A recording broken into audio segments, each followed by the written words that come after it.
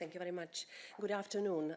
Today I'm pleased to stand in front of you as my fellow Commissioner Helena Dalli and to tell you that we are stepping up our work to fight racism in the European Union.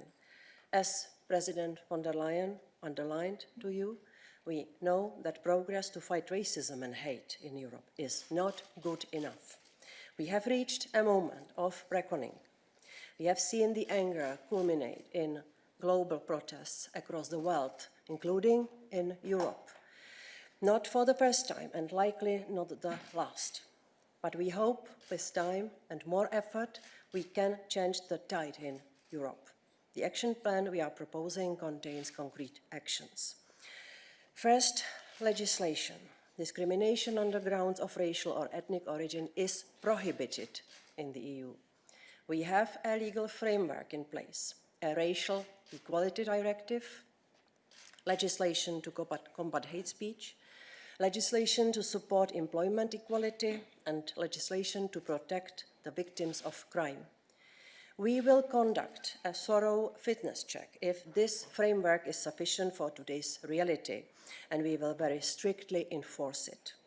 In this context, we will also propose a new law that will ensure that the equality bodies, which were established to protect us from discrimination, have clear roles, can efficiently play their role, and are independent.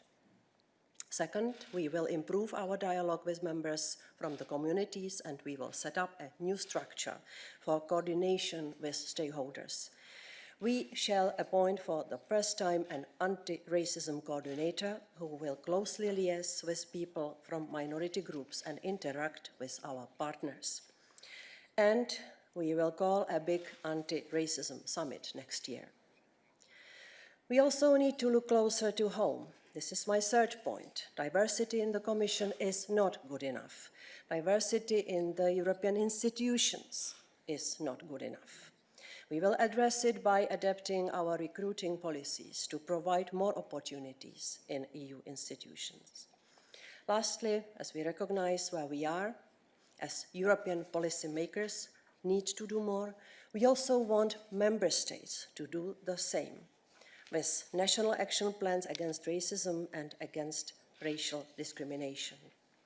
And we also want business to play their part and show leadership in driving diversity in the business sector. It's time we stopped talking about why we need to act. It's time to act. Thank you very much for listening.